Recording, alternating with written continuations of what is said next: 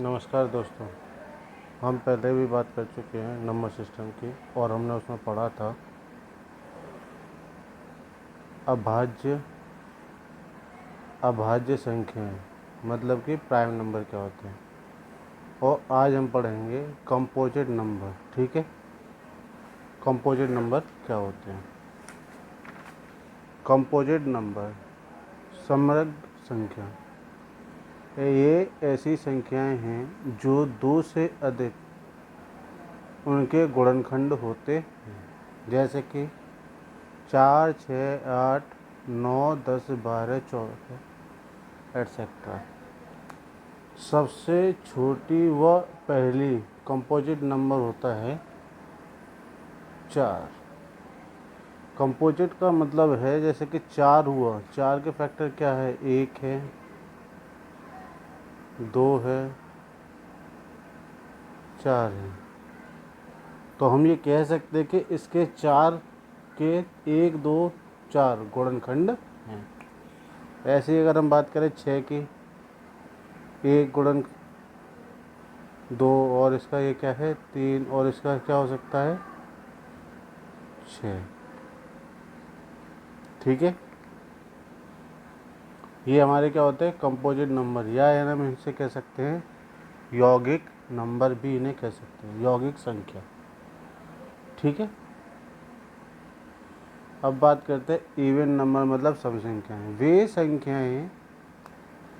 वे संख्याएं जो 2 से पूर्णतः विभाजित होने वाली प्राकृतिक संख्या हों, जैसे कि 2, 4, 6, 8, 10, ये सब सम संख्याएं हैं। हम कह सकते हैं जो 2 से पूर्णतः विभाजित हो जाएं वो क्या कहलाती है, हमारी सम संख्या। जैसे कि 24/2 12 और 23/2, मतलब कि नहीं, ये सम संख्या नहीं है। ठीक है, ऑड नंबर विषम संख्या, वे संख्या जो 2 से पूर्णतः विभाजित ना हो, जैसे कि 23/2 पूर्णतः विभाजित नहीं है, 11.5, अर्थात ये पूर्णतः विभाजित नहीं है। तो हमारे एग्जाम्पल होंगे इसके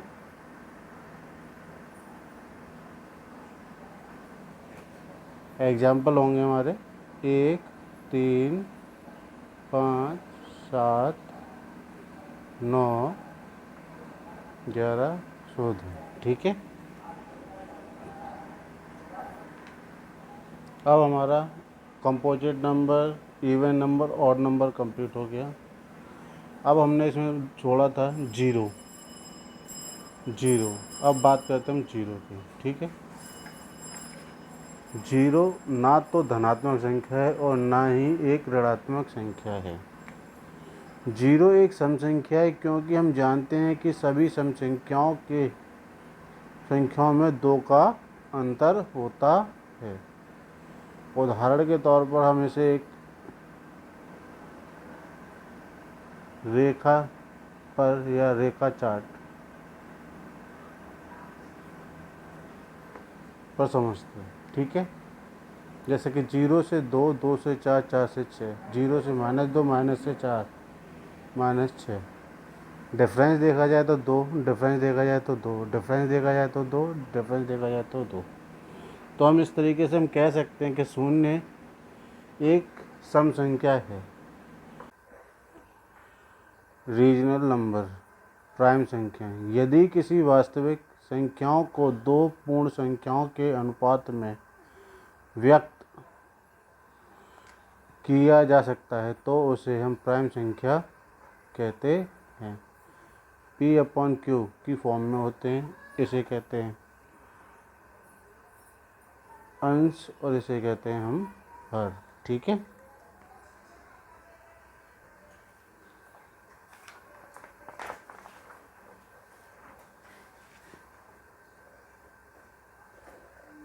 यदि कोई संख्या P/Q फॉर्म में हो, ठीक है, तो जहाँ P और Q दोनों पूर्णांक संख्याएं होंगी P व Q दोनों पूर्णांक संख्याएं होंगी। दूसरा पॉइंट, जहाँ Q equal to not zero एक परिमेय संख्या है। अगर हम Q बराबर जीरो नहीं होगा तो वह एक परिमेय संख्या होगी। जैसे कि 14, चाहे तो हम 10, 2.5, 4/5, -1/2 और 0, यह सब एक प्राइम संख्याएं हैं। अगर हम इसके नीचे 1 रखें तो कोई बात नहीं है, लेकिन अगर हम 5 के अपॉन में 0 रख दें तो वह प्राइम संख्या नहीं होगी। ठीक है। अपरिमेय संख्या इरेशनल नंबर, जो वास्तविक संख्याएं परिमेय नहीं होती हैं, अपरिमेय संख्याएं कहलाती हैं। जैसे कि √2, पाई, ई, लघुगणक आदि संख्याएं होती हैं। ठीक है। कई बार क्वेश्चन पूछा गया है कि पाई एक परिमेय संख्या है या अपरिमेय संख्या, तो आपको पता चल गया कि पाई एक अपरिमेय संख्या है। अब बात करते हैं हम विभाजकता के नियम, मतलब डिविजिबिलिटी रूल्स। ठीक है। 2 से विभाजकता मतलब किसी भी संख्या के अंतिम अंक में 0 या कोई भी सम संख्या हो तो वह 2 से पूर्णतः विभाजित हो जाएगी। ठीक है। उसके लिए एग्जाम्पल है हमारा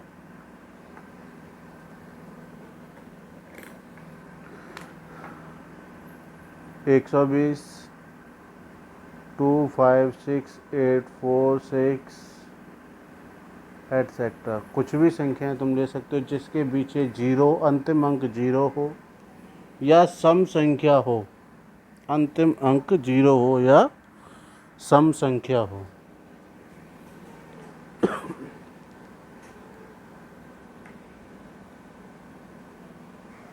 अब बात करते हैं हम 4 से विभाजकता। किसी भी संख्या के अंतिम अंक 00 हो या 4 से विभाजित हो जाए तो वह संख्या 4 से पूर्णतः विभक्त हो जाएगी। उदाहरण के तौर पर अगर हम यूँ कहें कि जैसे कि 124, ठीक है,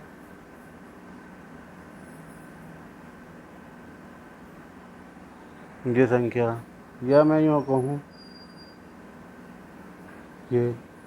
ये हमारी पूर्णतः विभक्त हो जाने वाली संख्याएं हैं जो 4 से पूर्णतः विभक्त हो जाएंगी। ठीक है। आप ट्राई कर सकते हो कि होंगी कि नहीं होंगी। बात करते हैं अब 8 से विभाजकता। ठीक है। किसी भी संख्या के अंतिम अंक 30 या 8 से विभाजित हो जाए तो वह संख्या 8 से पूर्णतः विभक्त हो जाएगी। 8 से विभक्त होने वाली संख्या कौन सी होंगी हमारी? 2032, 6, 7, 6, 4, 8,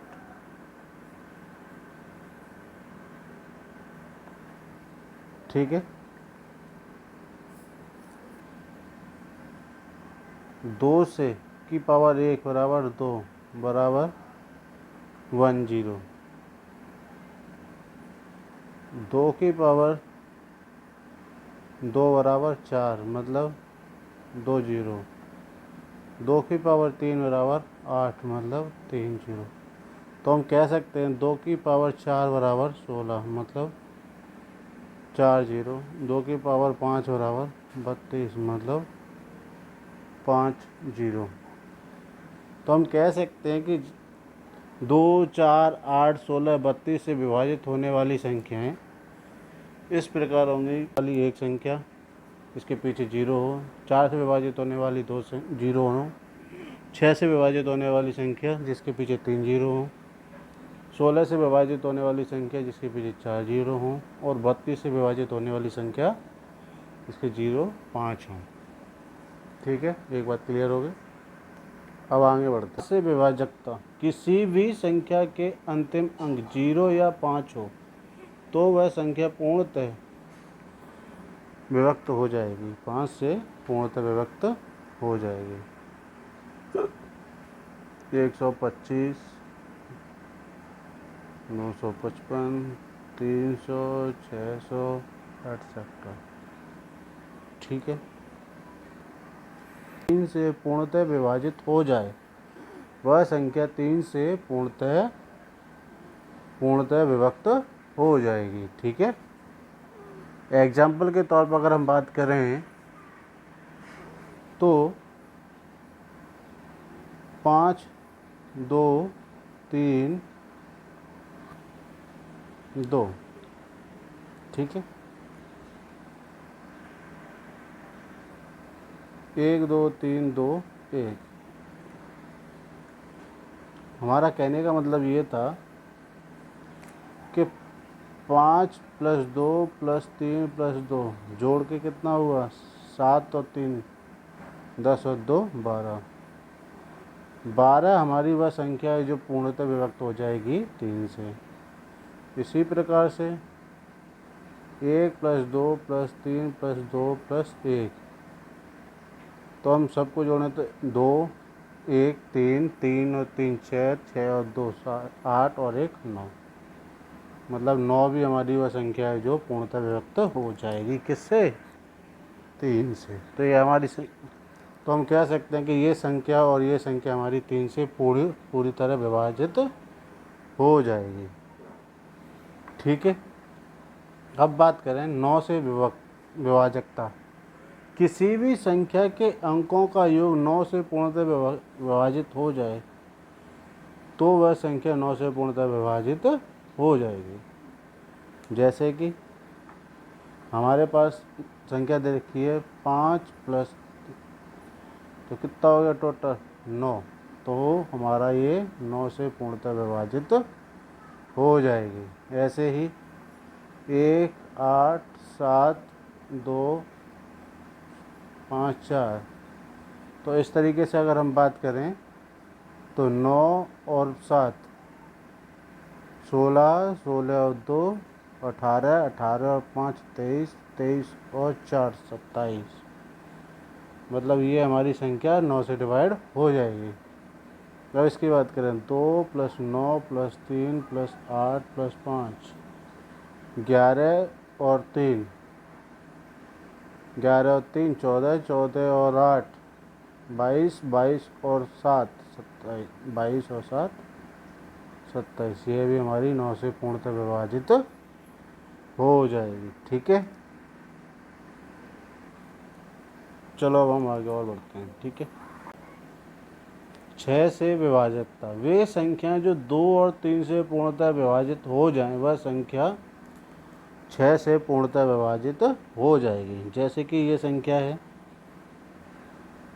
1386। 1386 को अगर हम 2 से दें तो ये क्या हुआ? 6, 9, 3। और अगर हम इसी को 1386 को 3 से दें 4, 6, 2, ये पूर्णतः विभाजित हो गई। इसका मतलब ये दोनों से जो पूर्णतः विभक्त हो जाएगी वो संख्या 6 से भी विभाजित हो जाएगी, क्योंकि 6 के गुणनखंड 2 और 3 होता है।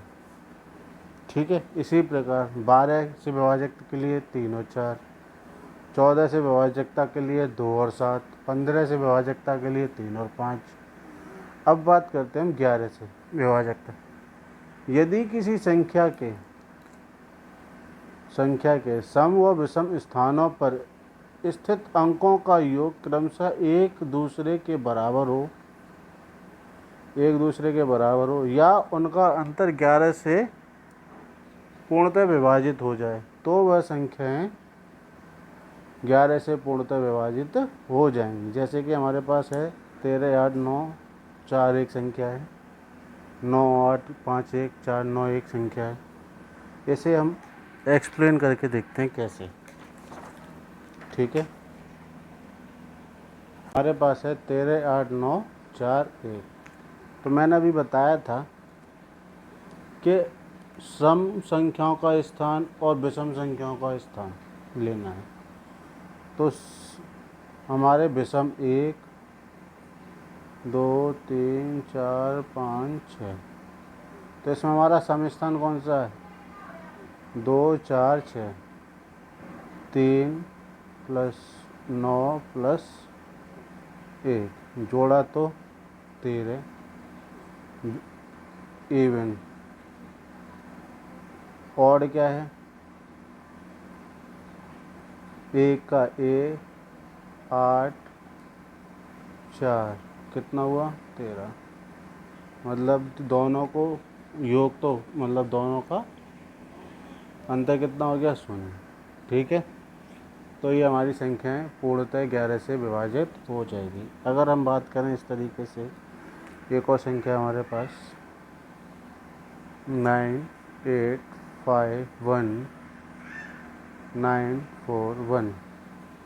अगर हम इस पर भी बात करें कि हमारे इवन और नंबर स्थान क्या है? 1 2 3 4 5 6 7। तो हम इवन की बात करें, इवन क्या है? 8 1 4। ठीक है, ऑड क्या है? 9 5 9 1। इनका टोटल होता है 13। 9 5 9 5, 9 9 18, 5 और 1 6, 24। अंतर देखा जाए तो 11। तो ये हमारा 11 से पूर्णतः विभाजित हो जाएगा। तो हमें ये क्लियर हो गया कि 11 से विभाजित होने वाली संख्याओं को हम किस तरीके से निकालते हैं। और आगे हम मिलते हैं अगली क्लासेस में। ठीक, धन्यवाद।